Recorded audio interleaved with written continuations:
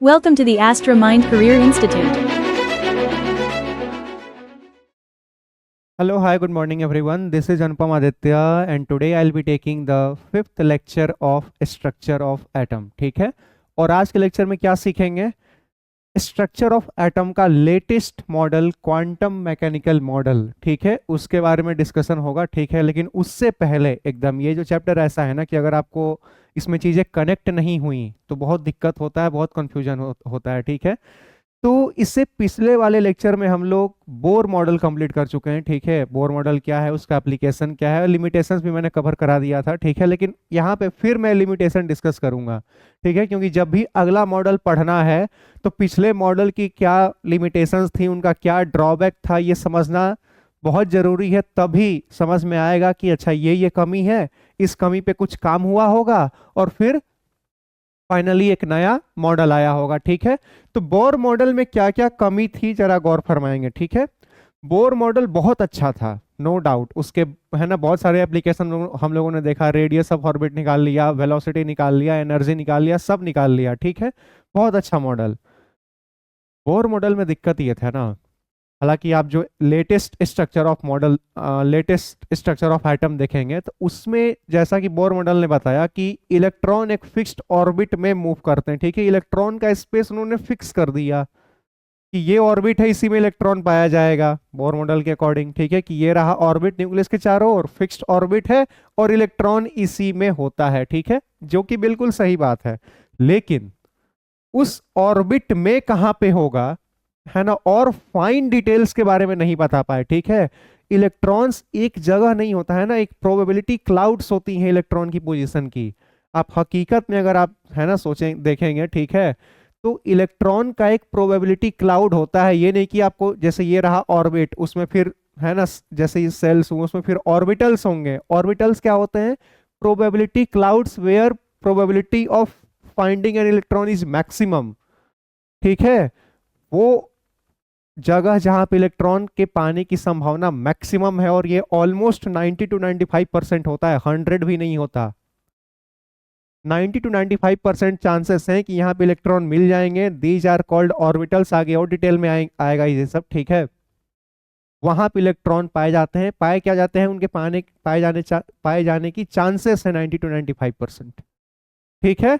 तो इन्होंने तो बोर मॉडल ने तो केवल बोला था कि देखो भैया न्यूक्लियस के चारों ओर फिक्स्ड ऑर्बिट है, इलेक्ट्रॉन उसी में मूव करते हैं, जबकि हकीकत ये है कि ऑर्बिट में ऑर्बिटल्स होते हैं, इलेक्ट्रॉन्स वहां पाए जाते हैं, वहां पाए जाने की संभावना रहती है, ठीक है। ये बात ठीक है समझने के लिए, ठीक है।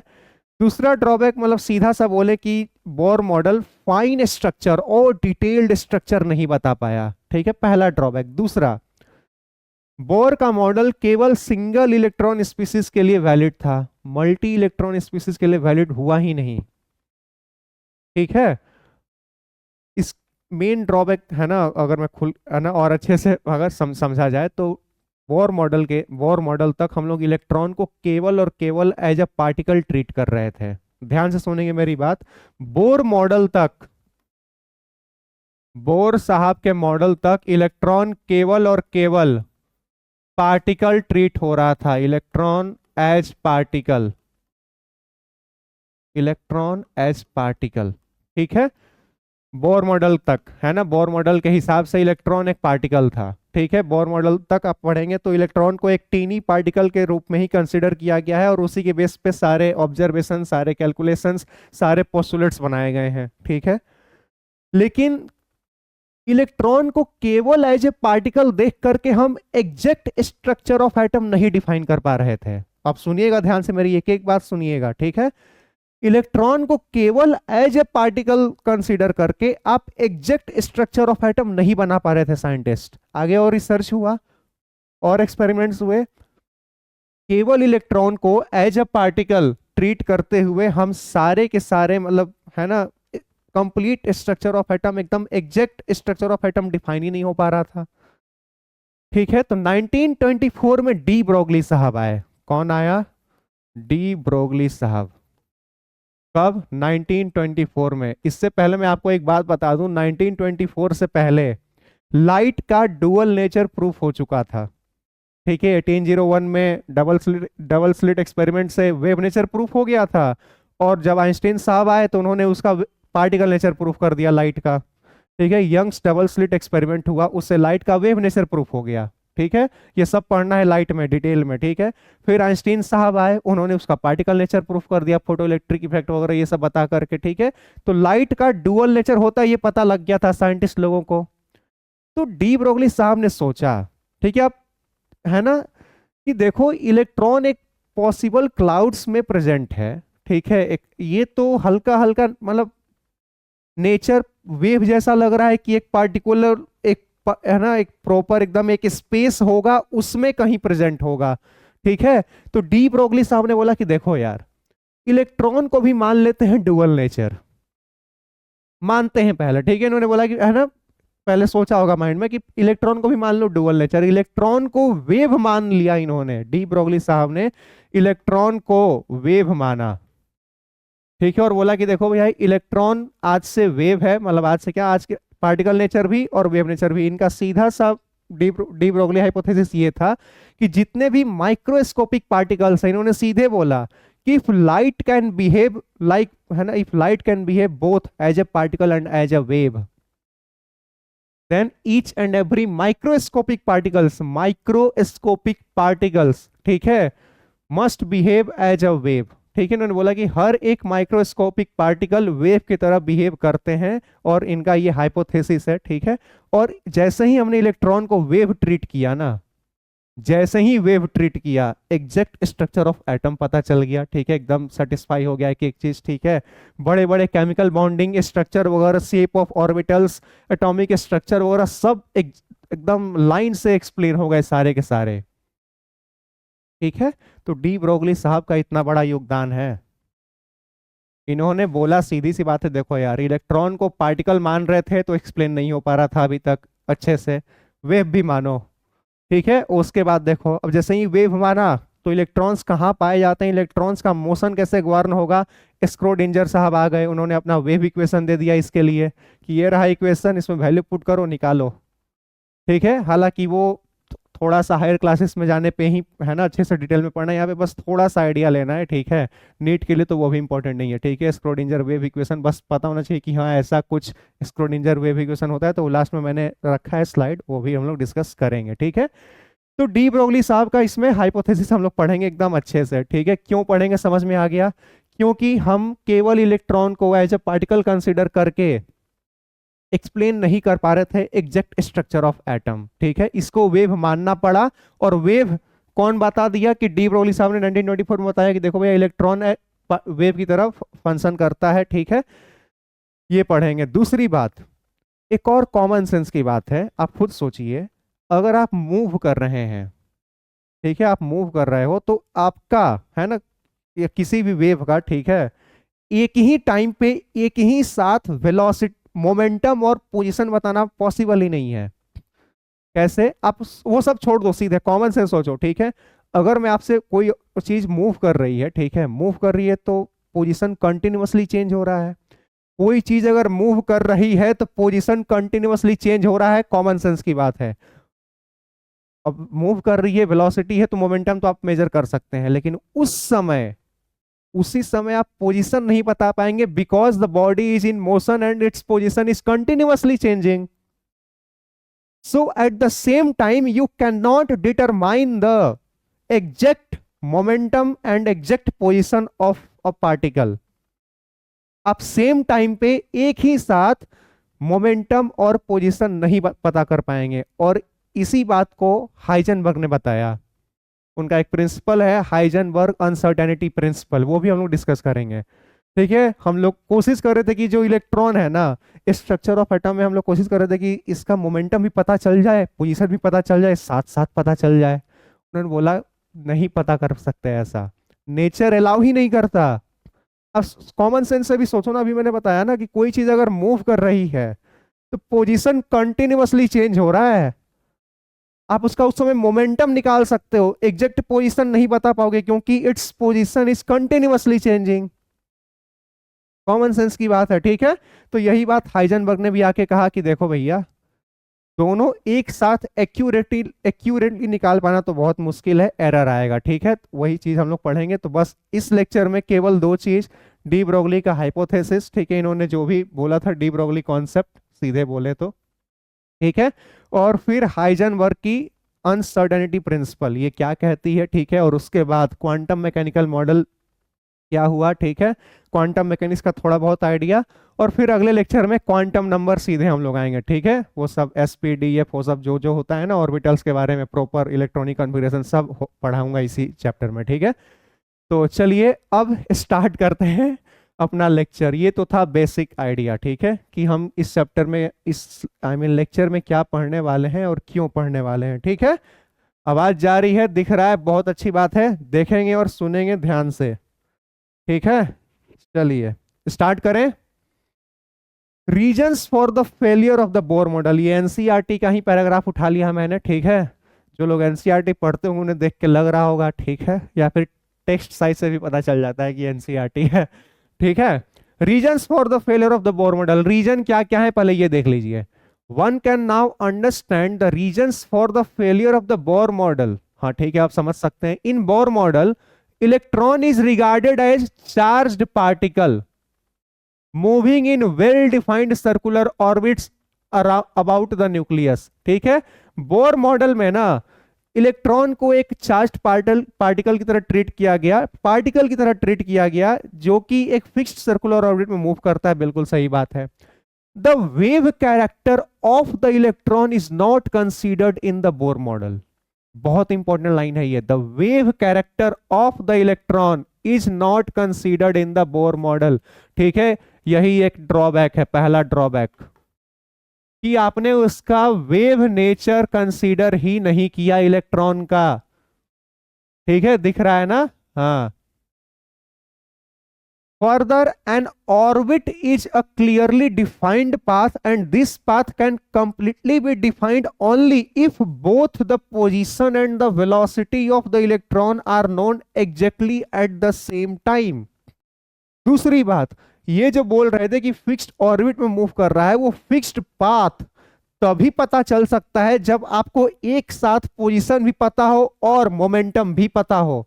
देखिए क्या लिख रहा है, further an orbit is a clearly defined path, and this path can completely be defined only if both the position and the velocity of the electron are known exactly at the same time.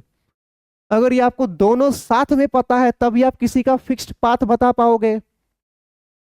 This is not possible according to the Heisenberg uncertainty principle, और ये possible नहीं है according to the Heisenberg uncertainty principle, मैंने आपको बता रखा है, ठीक है।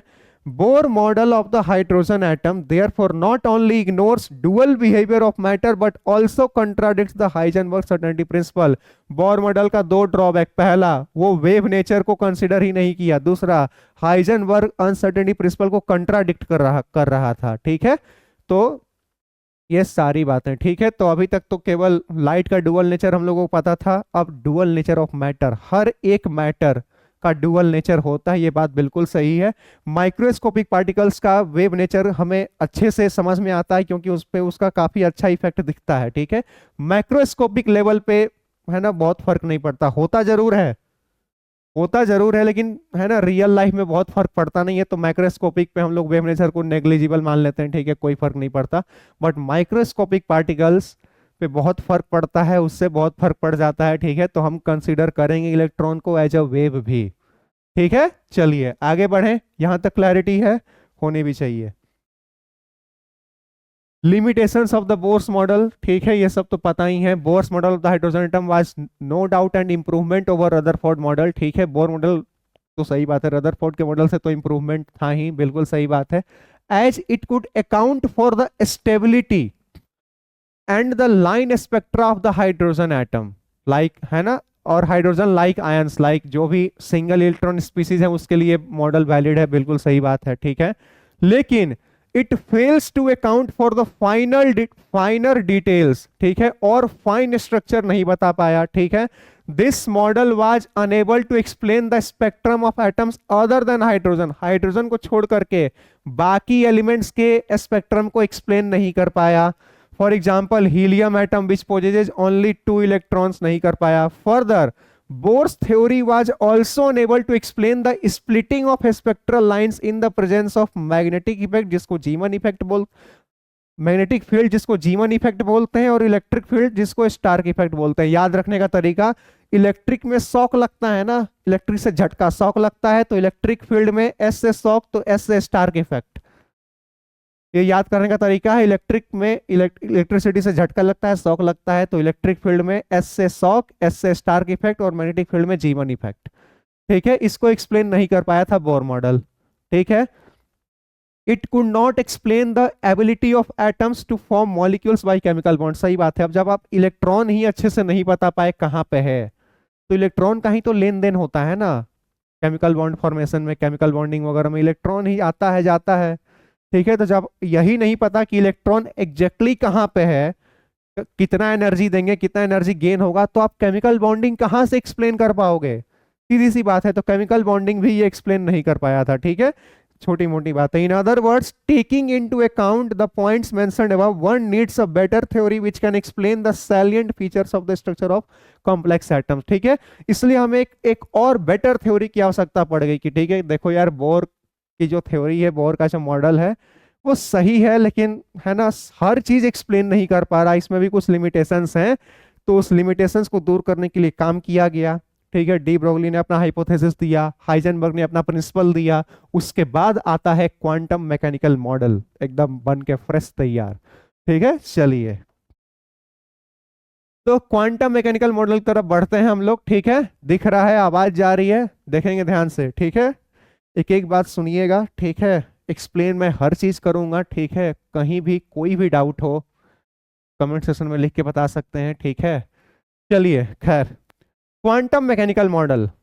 इन view of the shortcoming of Bohr's model, attempts were made to develop a more suitable and general model for atoms। ठीक है, two important developments which contributed significantly in the formulation of such a model were, दो important development हुए। मैंने बोला ना, देखिए सीधी सी बात है, किसी चीज में अगर कोई कमी है, ध्यान से सुनिएगा, किसी चीज में अगर कोई कमी है तो उस कमी पे पहले काम होता है,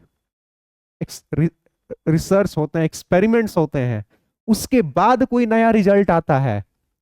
ठीक है, तो बोर्स मॉडल में ये कमी था, तो रिसर्च हुए, एक्सपेरिमेंट्स हुए, इस कमी को दूर करने का प्रयास किया गया, एक्सप्लेन करने का प्रयास किया गया, और ये एक्सप्लेन करने का प्रयास ही डुअल नेचर ऑफ मैटर है और हाइजेनबर्ग की अनसर्टेनिटी प्रिंसिपल है। जैसे बोर मॉडल से पहले हम लोग क्या क्या पढ़े थे? प्लैंक्स क्वांटम थ्योरी पढ़े थे और यंग वेव्स पढ़े थे, क्योंकि ये सारी चीजें हमें बोर के मॉडल को समझने के लिए जरूरी थी। बोर के मॉडल के डेवलपमेंट में ये सब चीजें जरूरी था पढ़ना। रदरफोर्ड में जो भी कमियां थी उनको एक्सप्लेन करने के लिए हमें ये चीजें समझनी पड़ेंगी। फिर पढ़ा हम लोगों ने बोर मॉडल। ठीक है, अब बोर मॉडल पढ़ लिया, इसमें ये कमी है, इस पे काम किया गया, कमी को दूर करने के लिए काम क्या किया गया? ये दोनों काम है कमी को दूर करने के लिए। ठीक है, कमी दूर हो गई, अब फ्रेश नया मॉडल फिर से तैयार, फिर वो पढ़ेंगे। ठीक है, तो ऐसा नहीं कि मतलब इसमें इतनी सारी चीजें हैं, पता नहीं क्या क्या है, कुछ समझ में ही नहीं आता, ऐसा नहीं है बिल्कुल। हर एक चीज कनेक्टेड है, कनेक्ट करने आना चाहिए। ठीक है, चलिए। सो डुअल बिहेवियर ऑफ मैटर। ठीक है, पार्टिकल नेचर तो हमें पता ही है, वेव नेचर अभी डी ब्रोगली साहब बताएंगे। हाइजेनबर्ग की अनसर्टेनिटी प्रिंसिपल, जो कि बिल्कुल कॉमन सेंस की बात है। ठीक है, चलिए next, dual behaviour of matter. मैंने आपको बता रखा है कि है ना, लाइट का डुअल नेचर पहले प्रूफ हो चुका था, उसी से डी ब्रोगली साहब को थोड़ा सा आइडिया आया होगा कि अरे यार, जब लाइट डुअल नेचर शो कर सकता है तो मैटर क्यों नहीं। ठीक है, देखेंगे ध्यान से। Einstein has suggested that light can behave as a wave as well as like a particle, that is it has dual nature। ठीक है, आइंस्टीन साहब ने पार्टिकल नेचर को प्रूफ किया था। ठीक है, वेव नेचर बहुत पहले प्रूफ हो चुकी थी, थॉमसन साहब ने डबल स्लिट एक्सपेरिमेंट करके। ठीक है डबल स्लिट एक्सपेरिमेंट से। ठीक है, वो सब छोड़िए। In 1924 de Broglie suggested that just as light exhibits, de Broglie साहब है ना, इन्होंने बताया कि जैसे लाइट एग्जिबिट करता है wave and particle properties, all microscopic material, microscopic एकदम, जिसको माइक्रोस्कोप से देखते हैं, microscopic material particles such as electrons, protons and atoms, molecules etc. have also dual character. D Broglie साहब ने बताया कि जैसे लाइट का डुअल नेचर है, वैसे ही सारे के सारे microscopic particles, electrons, protons, atoms, molecules exhibit dual nature. ठीक है, they behave as a particle as well as a wave. वो एज ए पार्टिकल भी वेव वो एज ए पार्टिकल भी बिहेव करते हैं और एज अ वेव भी बिहेव करते हैं। This means that an electron which has been regarded as a particle also behaves like a wave. इसका मतलब है कि जो इलेक्ट्रॉन जिसे हम लोग पार्टिकल समझ रहे थे वो एक्चुअल में वेव भी है, वेव भी है ना, it is also a wave. ठीक है, thus according to de Broglie all material particles in motion possesses wave characteristics। ठीक है, तो डी ब्रोगली साहब ने बोल दिया कि देखो भैया इलेक्ट्रॉन अब से वेव भी है, ये बात ध्यान में रखेंगे। नेक्स्ट, अब वेव है तो डी ब्रोगली साहब ने कुछ रिलेशन दिया। ठीक है, कि वेव है, मूव कर रहा है तो वेव का कुछ वेवलेंथ होगा, मूव कर रहा है तो मोमेंटम होगा, तो उसके बीच में क्या रिलेशन है। ठीक है, तो देखते हैं क्या रिलेशन है। De Broglie gave the following relation between wavelength and momentum of a material particle। अब देखो खुद सोचो, कॉमन सेंस की बात है। वेव है तो वेलोसिटी, मोमेंटम क्या, वेलोसिटी, मोमेंटम क्या होता है, मास इनटू वेलोसिटी। खुद सोचेंगे, वेव है तो वेलोसिटी जितनी ज्यादा होगी पार्टिकल उतना जल्दी जल्दी ऑसिलेट करेगा। ध्यान से सुनिएगा, है ना। ये इनवर्सली प्रोपोर्शनल क्यों है, बहुत लोगों को इसमें डाउट होता है, तो इसको समझने का एक तरीका बता रहा हूं। ठीक है, कि ये इनवर्सली प्रोपोर्शनल क्यों होता है। मोमेंटम में वेलोसिटी आता है, ठीक है, तो वेलोसिटी जितना ज्यादा होगा पार्टिकल उतना तेजी से ऑसिलेट करेगा। कॉमन सेंस की बात है, कॉमन सेंस की बात है। जितनी तेजी से ऑसिलेट करेगा उतने कम टाइम में ऑसिलेशंस कंप्लीट करेगा, यानी फ्रीक्वेंसी बहुत ज्यादा होगी। और जब फ्रीक्वेंसी बहुत ज्यादा होती है और फ्रीक्वेंसी और वेवलेंथ एक दूसरे के इनवर्सली प्रोपोर्शनल होते हैं, तो मोमेंटम और वेवलेंथ भी इनवर्सली प्रोपोर्शनल होगा। खुद सोचो ना यार। ठीक है, जब जल्दी जल्दी ये ऑसिलेट करेगा तो वेवलेंथ बहुत छोटा है, धीरे धीरे करता तो ऐसा इतना टाइम लगे तो वेवलेंथ काफी ज्यादा होता। ठीक है, तो मोमेंटम से इनवर्सली प्रोपोर्शनल होगा, बिल्कुल सही बात है, कॉमन सेंस की बात है। डी ब्रोगली साहब ने यही कहा कि देखो भैया जो वेवलेंथ होता है वो इनवर्सली प्रोपोर्शनल होता है मोमेंटम के। Wavelength is inversely proportional to momentum. ठीक है, तो wavelength inversely proportional to 1/p, इसको लैम्डा बोलते हैं, 1/p, है ना। और जब साइन ऑफ ये प्रोपोर्शनलिटी हटता है तो एक कांस्टेंट आता है, और ये कांस्टेंट और कोई नहीं, प्लैंक्स कांस्टेंट हमारा। ठीक है, वही 6.6 × 10⁻³ वाला वही है। ठीक है, so lambda equal to h/mp। Momentum को क्या लिखेंगे, मास इनटू वेलोसिटी लिखेंगे, तो h/mv, where h is Planck's constant whose value is 6.6 × 10⁻34 joule into second है। ठीक है, दिख रहा है ना, हाँ दिख रहा है, बिल्कुल इतना क्लैरिटी है। ठीक है, चलिए आगे बढ़े। यहां तक कोई डाउट? देखो भैया अभी तक क्या समझ में आना चाहिए, डी ब्रोगली साहब ने बोला कि इलेक्ट्रॉन वेव भी होता है और उसके वेवलेंथ को उसके मोमेंटम से रिलेट कर दिया। ठीक है, कि वेवलेंथ इनवर्सली प्रोपोर्शनल टू होता है, और जब साइन ऑफ प्रोपोर्शनलिटी हटेगा तो कोई कांस्टेंट आएगा, ये भी कॉमन सेंस की बात है। तो lambda equal to h/mv, where h is the Planck's constant whose value is 6.6 × 10⁻34 joule into second. Clear है? आगे बढ़े, चलिए। अब the wavelength associated with the material particles is measurable and significant for microscopic bodies. सही बात है, जो wavelength associated होता है is measurable and significant for microscopic body. जो माइक्रोस्कोपिक बॉडीज है ना, उनका वेवलेंथ मेजरेबल भी होता है प्लस सिग्निफिकेंट भी होता है, इंपॉर्टेंस रखता है रियल लाइफ में। माइक्रोस्कोपिक बॉडीज के लिए एक तो मेजर करना डिफिकल्ट है क्योंकि इतना ना कम आता है कि फर्क ही नहीं पड़ता। ठीक है, देख लेंगे। For microscopic bodies the wavelength of the associated waves is shorter than any EM radiation, electromagnetic radiation, and it cannot be measured, that is it is not significant for microscopic bodies। एक तो major करना बहुत difficult है, plus इतना ना कम है कि फर्क ही नहीं पड़ता, फर्क ही नहीं पड़ता। अब मेरा कोई वेवलेंथ निकाले, ठीक है, आप लोग अपना निकालो, बहुत डिफिकल्ट है, एक तो निकलेगा नहीं आसानी से, प्लस कोई मतलब भी नहीं है निकालने का। ठीक है, हर मैटर वेव की तरह फंक्शन करता है, लेकिन ये नहीं कि सबका वेवलेंथ निकालने पड़े हैं कि वेवलेंथ निकालो फ्रीक्वेंसी नहीं यार, पढ़ा है तो हर जगह थोड़ी लगाना होता है। ठीक है, वहीं पे लगाना है जहाँ पे उसकी इंपॉर्टेंस है, जहाँ पे निकालना सिग्निफिकेंट होगा। ठीक है, हर जगह नहीं लगाना कॉन्सेप्ट। ठीक है, तो माइक्रोस्कोपिक बॉडीज के लिए वेवलेंथ जो एसोसिएटेड होती हैं वो उतनी सिग्निफिकेंट नहीं होती हैं, तो नेग्लिजिबल, माइक्रोस्कोपिक में हम लोग है ना वेव मानते ही नहीं। ठीक है, जो स्मॉल पार्टिकल्स है, माइक्रोस्कोपिक पार्टिकल्स हैं, उनके साथ जो वेवलेंथ एसोसिएटेड होता है वो है ना मेजरेबल भी है और वो सिग्निफिकेंट भी है, तो वो निकालना सीखेंगे। ठीक है, फॉर्मूला वही है, lambda equal to H upon M भी।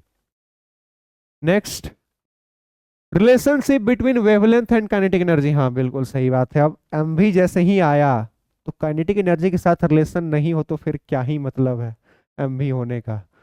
ठीक है, काइनेटिक एनर्जी का फॉर्मूला क्या होता है? हाफ एम भी स्क्वायर। और वेवलेंथ अभी डी ब्रोगली साहब ने क्या बताया? एच अपॉन एम भी होता है। ठीक है, होता है कोई बात नहीं। तो देखते हैं अब रिलेशन कैसे निकालेंगे, आप खुद सोचो ना। ये होता है मेरा काइनेटिक एनर्जी। ठीक है, यहाँ पे केवल एम भी लेकर के आते हैं। ठीक है, टू को इधर कर दो तो 2 into kinetic energy equal to m v square होगा। होगा होगा ठीक है, दोनों और मास से मल्टीप्लाई करना है। क्यों करना है? क्योंकि यहाँ पे केवल वी स्क्वायर है ना, तो एक और एम से कर देंगे तो एम स्क्वायर वी स्क्वायर यानी मोमेंटम का स्क्वायर हो जाएगा, और मोमेंटम के साथ ही रिलेशन है। ठीक है, तो मोमेंटम का स्क्वायर उधर हो गया तो इधर बचेगा 2 into mass into kinetic energy equal to momentum का स्क्वायर। ठीक है, यानी पी का स्क्वायर, तो पी मेरा कितना आ जाएगा? Under root 2 into mass into kinetic energy momentum. लिखेंगे ऐसे, एकदम लिखेंगे, कतई कोई दिक्कत? ऐसा लिख सकते हैं। देखो भैया आपके सामने सब किया है। ठीक है, अब बस नीचे एम बी के बदले यानी पी के बदले अंडर रूट 2 एम के ही चिपकाना है। ठीक है, कि अगर आपका किसी पार्टिकल का मास दिया हो और काइनेटिक एनर्जी दिया हो, वेलोसिटी नहीं देगा, तो क्या करोगे उस समय? तो ये फॉर्मूला लगाएंगे, कॉमन सेंस की बात है। ठीक है, मास वेलोसिटी दिया है तो तब तो सीधे ये लगाएंगे, लेकिन मास दिया वेलोसिटी नहीं दिया, गेम है ना खेल गया हमारे साथ, दे दिया काइनेटिक एनर्जी, तो ये लगाएंगे सीधे, एमबी के बदले ये उठा के चिपका दो। तो देखो ये रहा फॉर्मूला, कहाँ गया? Wavelength equal to H upon under root 2 m k e. दिख रहा है? दिख रहा है, बहुत अच्छी बात है। आगे बढ़े, इसमें इतना ही पढ़ना था। ठीक है, चलिए अब when a charged particle carrying Q coulomb, अब हमें इलेक्ट्रॉन पे ही बात करनी है ना, तो इलेक्ट्रॉन क्या है? एक चार्ज्ड पार्टिकल है। इलेक्ट्रॉन क्या है? एक चार्ज्ड पार्टिकल है। ठीक है, तो चार्ज्ड पार्टिकल का काइनेटिक एनर्जी निकालने का एक और तरीका होता है। क्या होता है देखेंगे। When a charged particle carrying Q coulomb, ठीक है, उस पर चार्ज कुछ होगा, Q coulomb is accelerated by applying potential difference भी।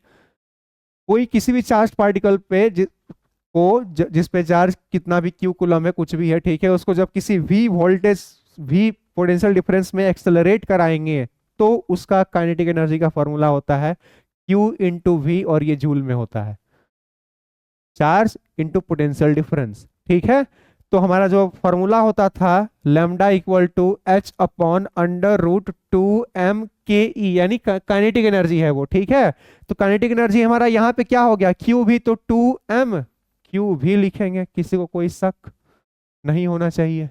ठीक है, 2 एम क्यू भी, देखो यहाँ पे यही फॉर्मूला लिखा हुआ है। ठीक है, कि wavelength equal to H upon under root 2 m q v, जहाँ पे क्यू चार्ज है ऑन द पार्टिकल, v क्या है? Potential difference, it's not velocity, it's potential difference, इस बात का ध्यान रखेंगे। ठीक है, q चार्ज है तो ये पोटेंशियल डिफरेंस होगा।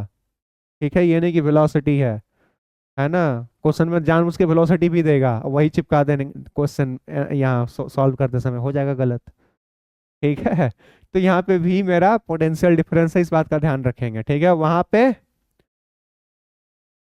है ना एम भी में वो वेलोसिटी है।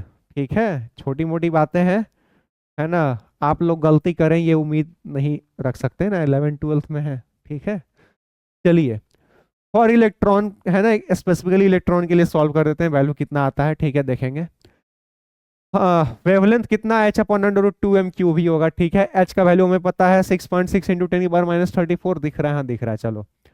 डिवाइडेड बाई 2, मास कितना होता है इलेक्ट्रॉन का केजी में, सब चीज ऐसा यूनिट में रखेंगे तो मास कितना होता है 9.1 इंटू 10 की पावर -31 इंटू चार्ज कितना होता है तो 1.6 इंटू 10 की पावर -19 इंटू भी, ठीक है। सॉल्व किया मतलब इसका एक सिंप्लीफाइड वर्जन आपको दे रहा हूं, ठीक है, क्योंकि हमें पोटेंशियल डिफरेंस नहीं पता होगा कितना वो देगा, ठीक है, तो केवल पोटेंशियल डिफरेंस देगा, बाकी सब तो हमें पता है ना। एच आपको पता होना चाहिए 2 तो वैल्यू है, मास तो पता ही होना चाहिए, इलेक्ट्रॉन का चार्ज भी पता होना चाहिए, तो आपको केवल क्वेश्चन में देगा पोटेंशियल डिफरेंस, ठीक है। तो उस समय इतना सॉल्व करोगे, देखो इतना सॉल्व करना पड़ेगा, ये भी कुछ वैल्यू होगा, उस समय एग्जाम टाइम में करोगे तो कितना टाइम लगेगा, हमें आंसर चाहिए 1 मिनट में, तो आपके लिए रहा सिंप्लीफाइड वर्जन, ये रहा।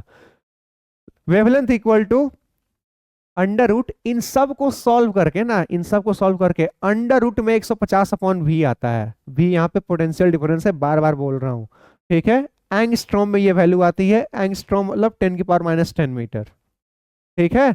और अंडर रूट 150 को सॉल्व कर दोगे तो ऊपर में 12.25 आना चाहिए, कॉमन सेंस की बात है, 12 का स्क्वायर कितना होता है 144, ठीक है, तो 12 पॉइंट समथिंग, ठीक है, 12.2 ही आना चाहिए, क्योंकि 144 150 के ज्यादा करीब, 169 काफी दूर हो जाता है, तो रिजल्ट 12 के पास होना चाहिए ना कि 13 के पास, तो 12.25 और अंडर रूट वी, ठीक है, ये एंगस्ट्रॉम में, ठीक है। तो ये वैल्यू अगर आपको याद रखना हो तो रख सकते हैं, रख ही लीजिए, काम आएगा।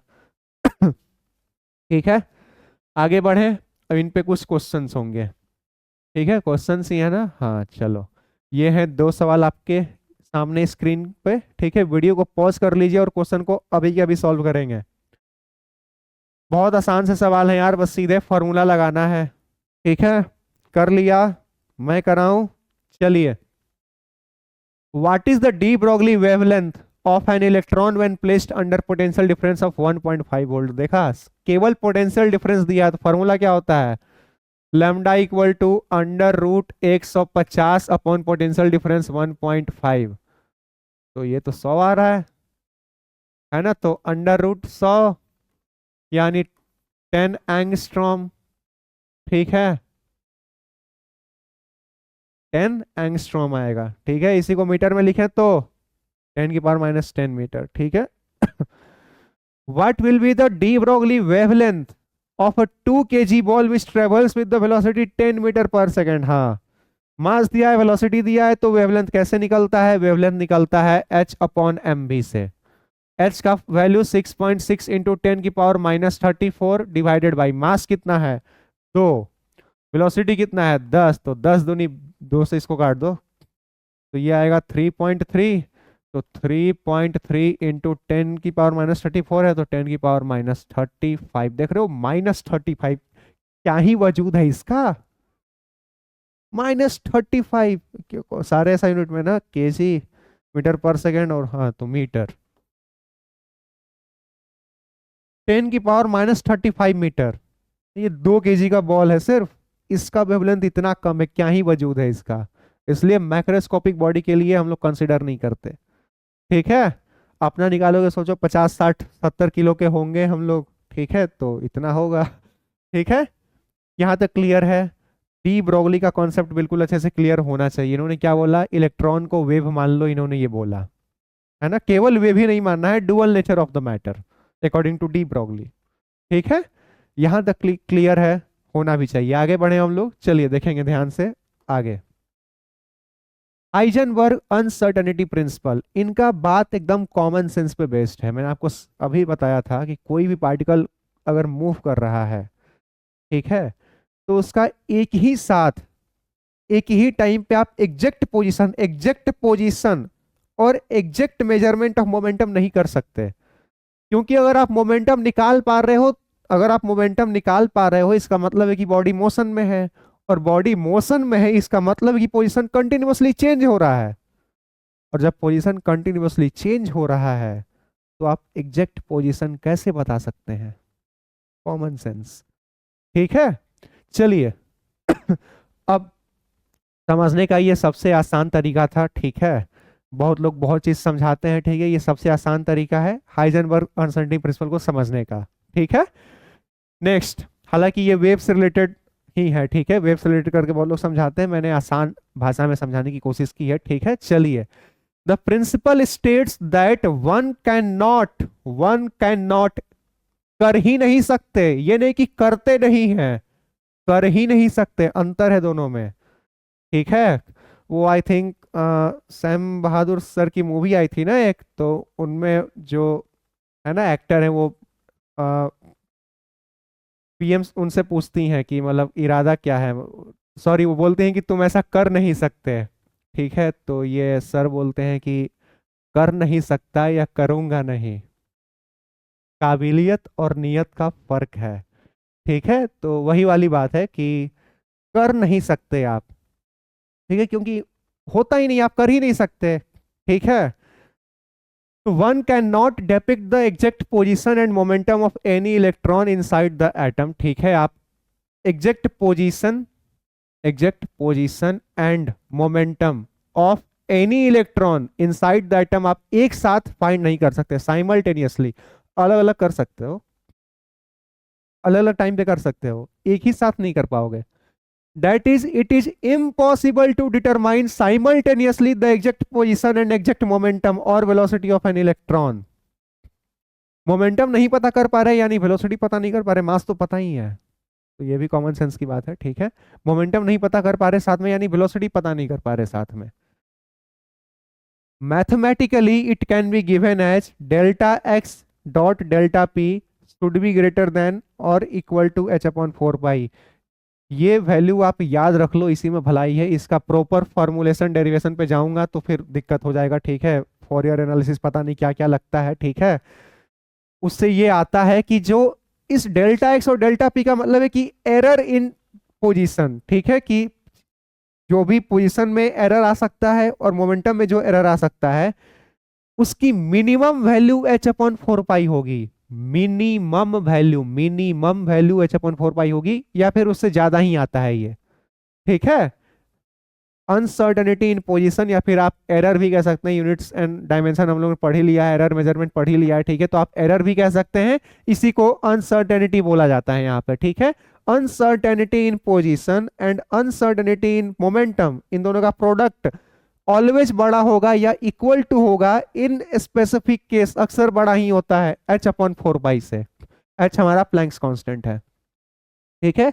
ये हाइजेनबर्ग अनसर्टेनिटी प्रिंसिपल के अकॉर्डिंग, यहाँ पे डेल्टा एक्स क्या है, uncertainty in position, delta P क्या है, अनसर्टेनिटी इन मोमेंटम, यानी एम डेल्टा वी, ठीक है ना। ट्रायंगल वाले को डेल्टा बोलते हैं, ये पता होना चाहिए, ठीक है।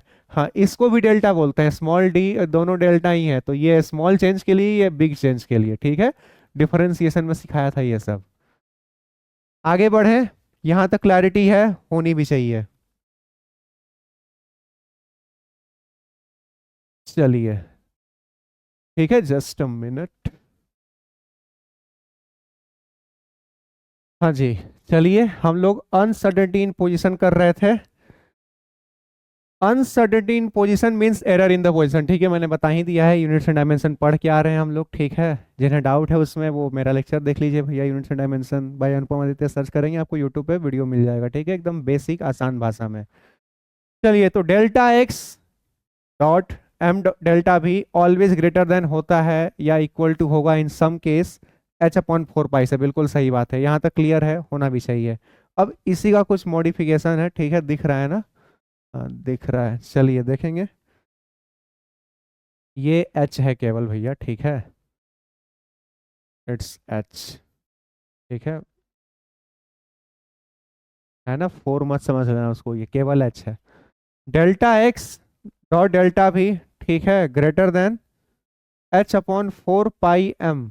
ओ अच्छा, हाँ, ये जो m था ना, देखो delta x into delta P, uncertainty principle क्या था, delta x dot delta P, ये हमेशा बड़ा या इक्वल टू होगा एच अपॉन 4 पाई से, ठीक है, एच अपॉन 4 पाई से।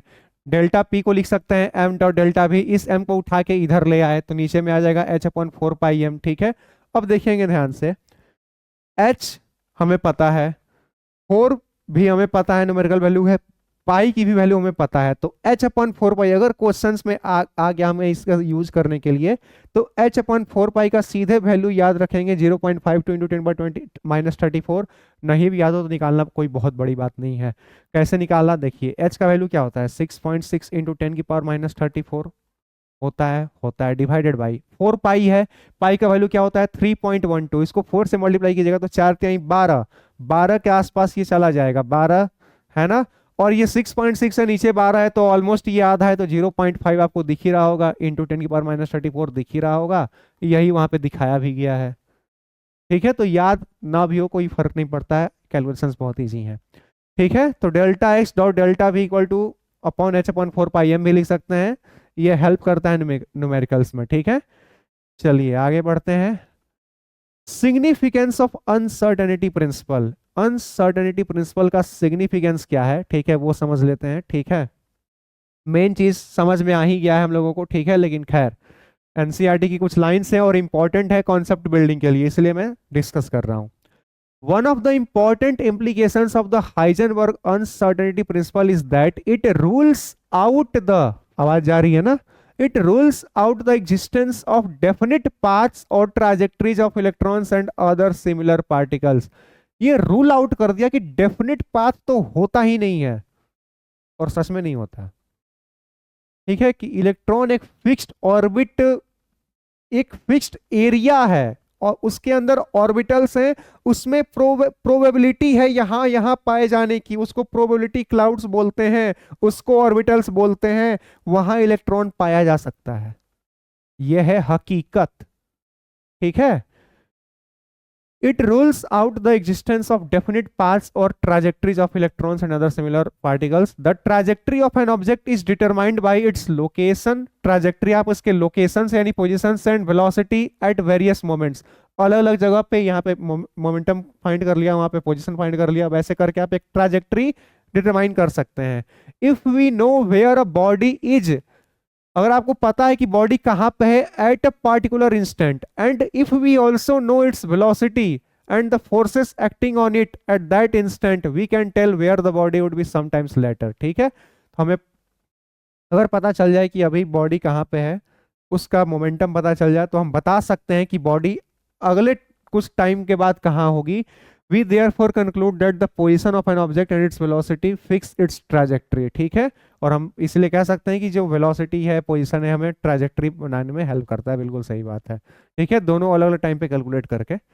Since for a subatomic object such as an electron it is not possible, ध्यान से देखेंगे, since for a subatomic object such as an electron it is not possible simultaneously to determine the position and velocity at any given instant to an arbitrary degree of precision, it is not possible to talk of the trajectory of an electron।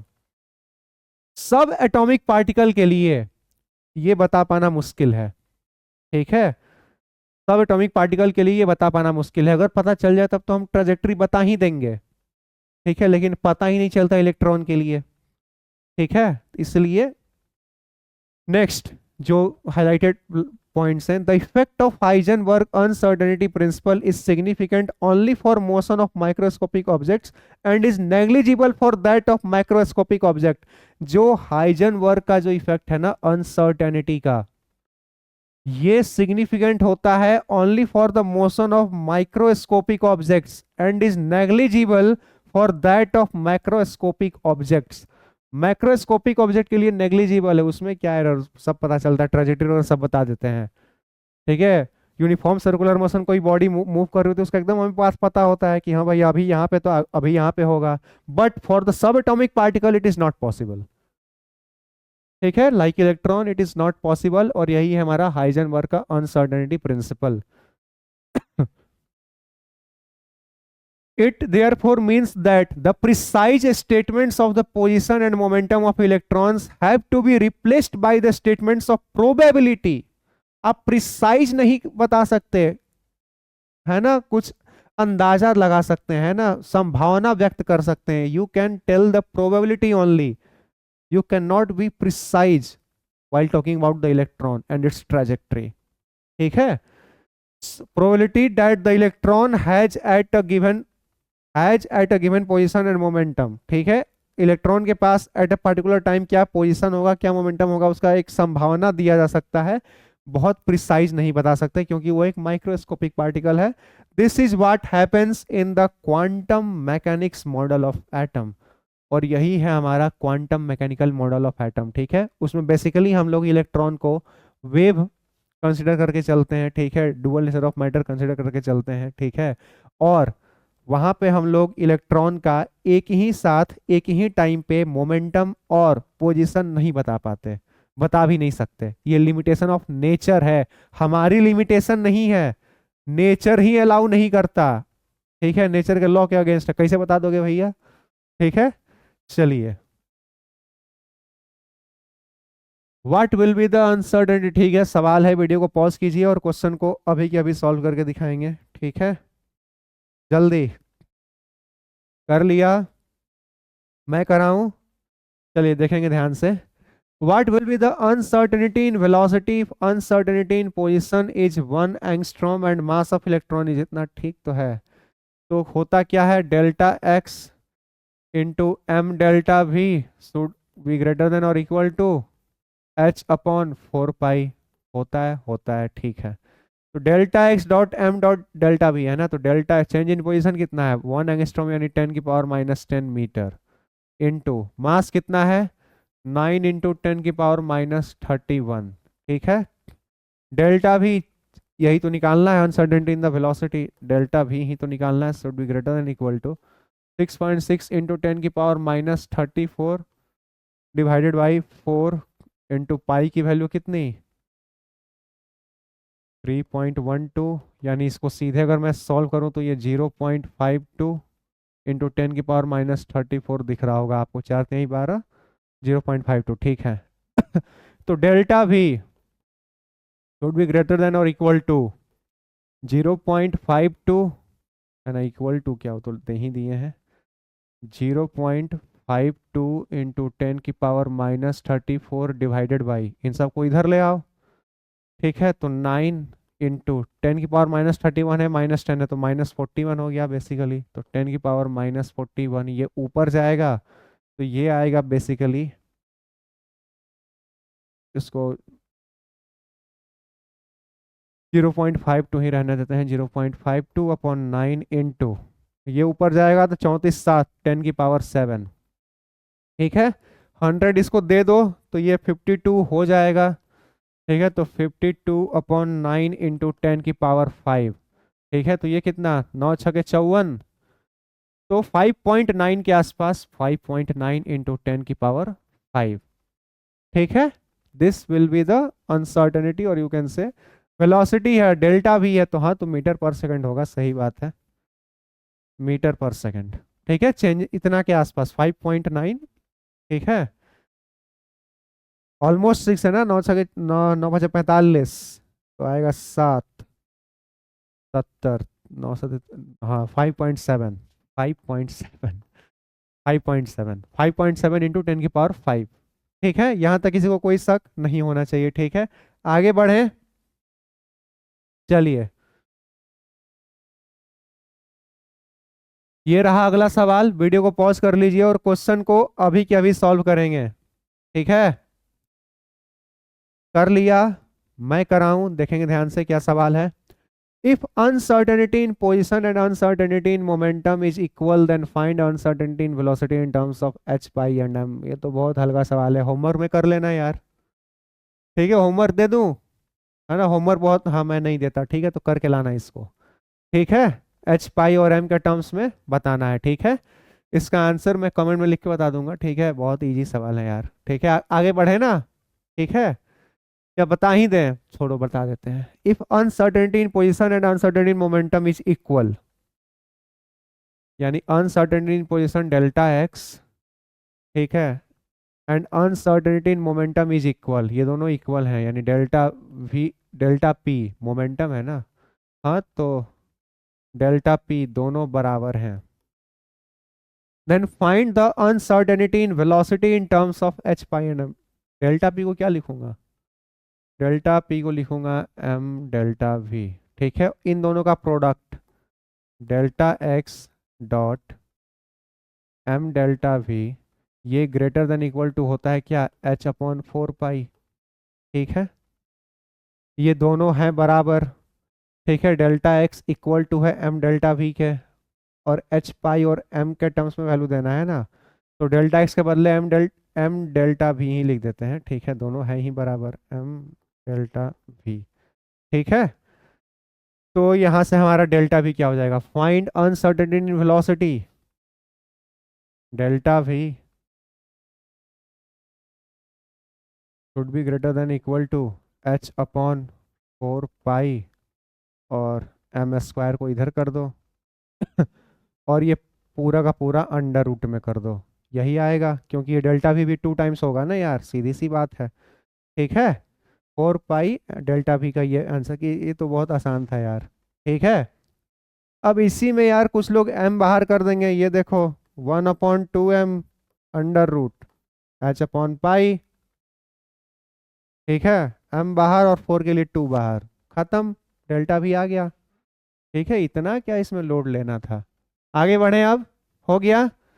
ठीक है, variable में आ जाता है तो दिक्कत होता है, अरे वेरिएबल में आ जाता है तो काफी आसानी होती है। वेरिएबल में अगर आपको क्वेश्चन दिया हुआ हो तो आप गेम खेल सकते हैं बहुत सारी चीजों का, यूनिट इन डायमेंशन खेल सकते हैं। ठीक है, बहुत सारे ऐसे क्वेश्चंस मैंने सॉल्व कराए तो हैं एनएलएम में, काइनेटिक्स में, काइनेमेटिक्स में, एनएलएम में ऐसे बहुत सारे क्वेश्चन सॉल्व कराए हैं जिसमें वेरिएबल में अगर क्वेश्चन दिया हो, ऑप्शन भी वेरिएबल में हो, तो केवल यूनिट इन डायमेंशन खेल के आंसर आ जाता है, एनएलएम लगाने की जरूरत भी नहीं पड़ती है। वैल्यू दे दे तब तो निकाल लो, तब बैठ के, तब तो कोई चारा नहीं है। ठीक है, तो है ना, मैं तो खुश हो जाता हूँ अगर वेरिएबल में सब चीज गिवन हो तो। ठीक है, फिक्स, अब न्यूमेरिकल वैल्यू दे दिया तो फिक्स हो गया ना, जो मजा वेरिएबिलिटी में है। ठीक है, वो फिक्स कुछ हो जाए तो थोड़े उसमें। ठीक है, ऑप्शंस इनफाइनाइट होने चाहिए हमारे पास, तभी मजा आता है। Quantum mechanical model of atom, अब बहुत थ्योरी है वो सीख लीजिए। Classical mechanics based on Newton's laws of motion, है ना, क्लासिकल मैकेनिक्स जो है वो न्यूटन, हाँ सही बात है, successfully describes the motion of all microscopic objects such as falling stone, orbiting planets etcetera, ये सब ये तो पढ़ चुके हैं, ये पढ़ेंगे। Which have essentially a particle like behaviour as shown in the previous section. ठीक है, which have essentially a particle like behaviour, जो हम लोग पहले पढ़ चुके हैं। However it fails when applied to microscopic objects like electrons, atoms, molecules, etc. जो न्यूटन्स का लॉ वगैरह है ना, ये लॉज ऑफ मोशन, वो माइक्रोस्कोपिक बॉडीज के लिए तो एकदम बढ़िया काम करता है, एकदम परफेक्ट। माइक्रोस्कोपिक बॉडी के लिए फेल कर जाता है। This is mainly because the fact that the classical mechanics ignores the concept of dual behavior of matter, especially for subatomic particles and the uncertainty principle. और इसके फेल होने का कारण यही है कि न्यूटन साहब डुअल नेचर को, है ना, कंसिडर नहीं किए थे। इन्होंने सीधे बोला कि पार्टिकल तो है, मोशन कराओ, अपना लॉज ऑफ मोशन एकदम जल्दी जल्दी दिया, 3 बढ़िया से एकदम। ठीक है, लेकिन वेव की तरह फंक्शन कर सकता है, तो वेव का तो एक अलग टाइप का मोशन होता है। ठीक है, वो जब वेव पढ़ेंगे तब पढ़ेंगे अच्छे से, थोड़ा बहुत आइडिया हो ही गया होगा इसमें। ठीक है, तो जो न्यूटन साहब के लॉज वगैरह हैं वो इलेक्ट्रॉन पे काम नहीं करते, माइक्रोस्कोपिक बॉडीज पे, सब एटॉमिक पार्टिकल्स पे काम नहीं करते। ठीक है, क्योंकि वो क्लासिकल मैकेनिक्स के फॉर्मूले हैं, ये क्वांटम मैकेनिक्स है ना, क्वांटम फिजिक्स चल रहा है। ठीक है, क्वांटम मैकेनिक्स है। The branch of science that takes into the account of this dual behavior of matter is called quantum mechanics. वैसा ब्रांच ऑफ फिजिक्स जो इस डुअल बिहेवियर को कंसिडर करता है पार्टिकल के, उसको बोलते हैं quantum mechanics.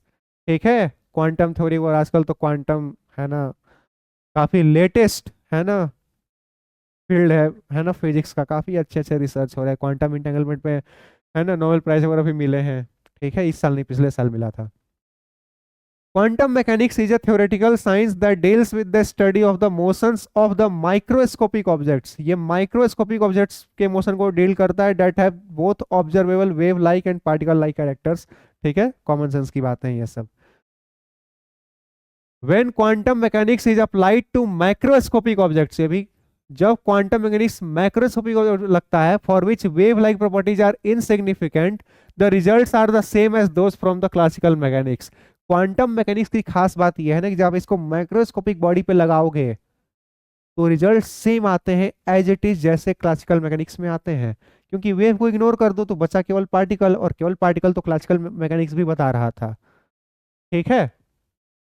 Quantum mechanics was developed independently in 1926 by Werner Heisenberg and Erwin Schrodinger. Here, however, we shall be discussing the quantum mechanics which is based on the ideas of wave motion। ठीक है। अब quantum mechanics है, wave particle को भी consider करेंगे तो wave motion थोड़ा बहुत है ना हम लोग डिस्कस करेंगे। ठीक है। The fundamental equation of quantum mechanics was developed by Schrödinger. जो फंडामेंटल इक्वेशन है क्वांटम मैकेनिक्स का वो डेवलप किए थे स्क्रोडिंजर साहब, and it won him the Nobel Prize in Physics in 1933। This equation, which incorporates wave particle duality of matter as proposed by de Broglie, is quite complex and knowledge of higher mathematics is needed to solve it. Hence, we shall study in it higher classes। Schrodinger equation higher classes के concept हैं। ठीक है। इस equation NCERT में given है, इसीलिए आपके लिए इक्वेशन यहाँ पे मैंने ला रखा है। देखो ये है स्क्रोडिंजर साहब की इक्वेशन, है ना। ये देखे काफी छोटा लग रहा होगा, इलेबोरेटेड फॉर्म ये है। अब देख के कुछ लगा कि हाँ बात तो सही है, हायर क्लास में ही पढ़ना ठीक रहेगा। ठीक है। तो इसको हायर क्लास में पढ़ना है, ये समझा देता हूँ। ठीक है। ये जो एच एच बार है ना, ये हैमिल्टन ऑपरेटर है, लिखा है कि नहीं मैंने? हाँ लिखा है हैमिल्टोनियन, हैमिल्टोनियन। ठीक है। इसको हैमिल्टोनियन बोलते हैं। ठीक है। मैथमेटिकल ऑपरेटर है। ठीक है। ये हमारा वेव फंक्शन है, wave function of a system. ठीक है। ये हमारा एनर्जी है। ठीक है। यही वेव फंक्शन का साइन है। ठीक है। तो ये है स्क्रोडिंजर साहब का इक्वेशन। ठीक है। इसके बारे में हायर क्लासेस में पढ़ना है। ठीक है। क्योंकि जो मैथमेटिक्स यूज होती है काफ़ी हाई लेवल की यूज होती हैं, कॉन्सेप्ट्स काफ़ी हाई लेवल के यूज होते हैं, तो अभी पढ़ने में कोई फायदा भी नहीं है, and not needed for NEET. NEET के सिलेबस में ये है भी नहीं। ठीक है। तो चलिए, एनसीईआरटी खुद मना कर रही है कि भैया हायर क्लास में पढ़ना है, अभी मत दिमाग लगाओ। ठीक है। बस इक्वेशन कुछ देखा देखा सा रहना चाहिए, ताकि कभी एग्जाम में आ जाए बोले ये क्या है, ऑप्शन में हो स्क्रोडिंजर इक्वेशन तो कम से कम टिक कर सको, इतना पता होना चाहिए बस। ठीक है। तो आई होप ये लेक्चर एकदम काफी अच्छे से क्लियर हो गया होगा एक एक चीज। ठीक है। डी ब्रोगली का कॉन्सेप्ट और हाइजेनबर्ग का अनसर्टेनिटी प्रिंसिपल। ठीक है। केवल दो चीजें क्या पता होनी चाहिए, डी ब्रोगली का क्या, lambda equal to H upon m v. ठीक है। और दूसरा delta x dot delta p is always greater than 4h/4 pi. ठीक है। ये बस यही दो चीजें तो पढ़ाया है आज, यही दो चीजें पढ़नी थी। ठीक है। ये डी ब्रोगली, ये हाइजेनबर्ग। ठीक है। किस किस को क्लियर है यहाँ तक? एक भी डाउट हो तो कमेंट सेक्शन में लिख के बता सकते हैं। ठीक है। अगले लेक्चर में मैं कराऊंगा क्वांटम नंबर्स। ठीक है। जो कि इंपॉर्टेंट है कि इलेक्ट्रॉन एग्जैक्टली कहाँ पे है, shape of the orbitals, orbitals क्या होते हैं, उनकी शेप कैसे है, एसपीडीएफ का सारा प्रॉपर शेप। ठीक है। अच्छे से डिस्कस होगा। फिर अगले लेक्चर में इलेक्ट्रॉनिक कॉन्फ़िगरेशन प्रॉपर अच्छे से बताऊंगा। ठीक है। तो बस एक दो लेक्चर और ये चैप्टर खत्म हो जाएगा। ठीक है। तो till then thank you, take care, अपना ख्याल रखिएगा, काफ़ी इंपॉर्टेंट है। बहुत जल्द मिलेंगे अगले लेक्चर में। सो सी यू सून, बाय बाय।